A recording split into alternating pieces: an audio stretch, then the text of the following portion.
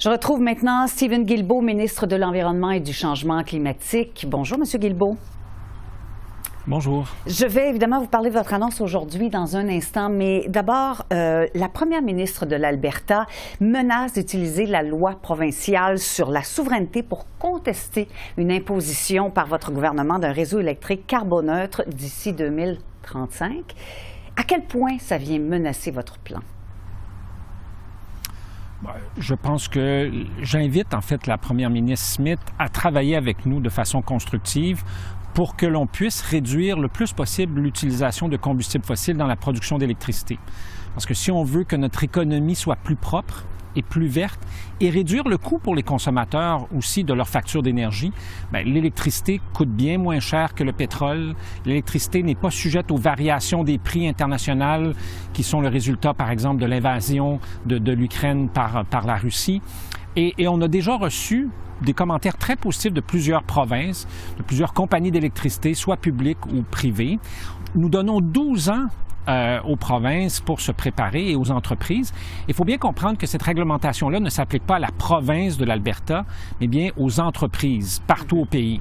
Alors, ce serait difficile pour l'Alberta de soustraire les provinces. La loi fédérale s'applique aux entreprises, comme on le fait, par exemple, sur le prix sur la pollution. L'Alberta s'y opposait. Pourtant, aujourd'hui, l'Alberta a mis en place un prix sur la pollution comme toutes les provinces canadiennes. Oui, mais je veux bien croire, M. Guilbeault, mais vous le savez comme moi, je ne vous apprends rien, faire changer, faire évoluer toute une société, parce que c'est de ce dont il s'agit en ce moment, ça ne se fait pas non plus facilement. Ça ne se fait pas en criant ciseaux, pardonnez-moi l'expression. Et c'est un peu ce que dit Mme Smith. Elle dit que atteindre la carboneutralité dans 12 ans, c'est pas réaliste. Alors, qu'est-ce que vous lui répondez? Bien, je réponds qu'on ne fait pas ça en criant ciseaux, comme vous le dites si bien.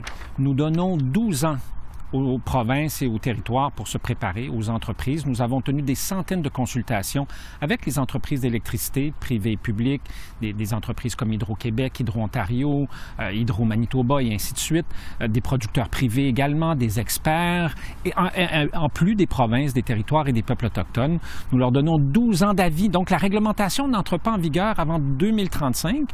Et les provinces qui voudront continuer d'utiliser en partie le gaz naturel pour produire l'électricité pourront le faire. La réglementation ne l'interdit pas, mais on veut limiter le plus possible l'utilisation de combustibles fossiles et augmenter le plus possible l'utilisation des technologies propres et des énergies renouvelables.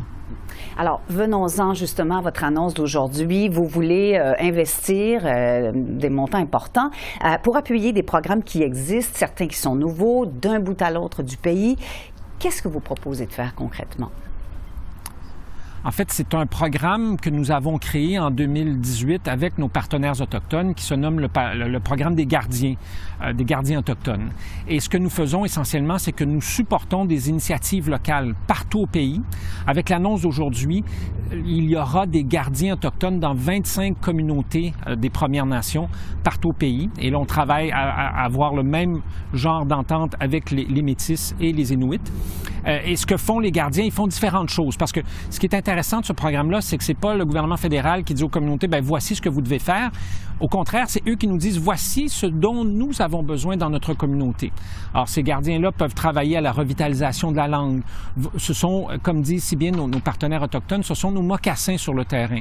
Donc, ce sont des agents dans les communautés qui vont voir l'état de l'environnement, l'état des rivières, l'état des stocks, soit de poissons ou d'autres gibiers, l'état de la forêt. Est-ce qu'il y a de la coupe illégale forestière ou de la chasse illégale qui se fait? Donc, c'est un programme qui supporte des initiatives qui sont très, très, très variées partout à travers le pays.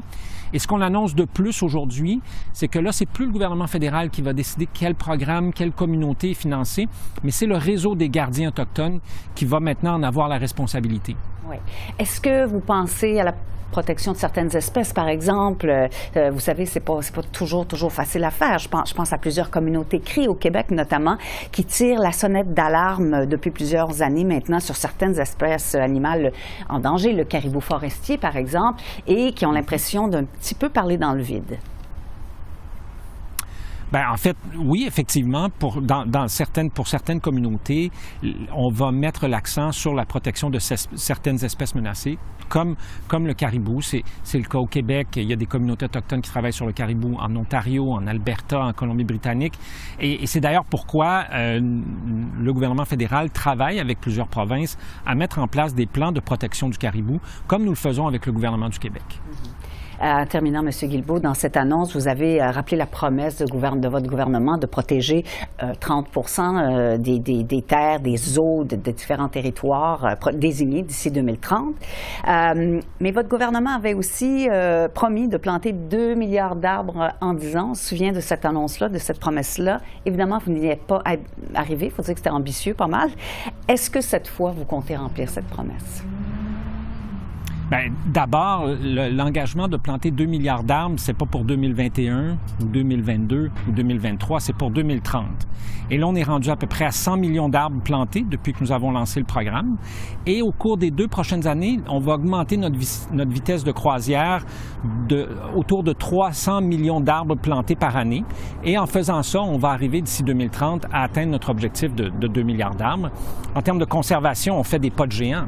Écoutez, lorsqu'on a pris le pouvoir en 2015, le Canada ne protégeait pas 1% de nos eaux territoriales, de nos espaces côtiers. Aujourd'hui, on est rendu à plus de 15%. Donc, dans les 7 dernières années, on a protégé 15% de nos eaux.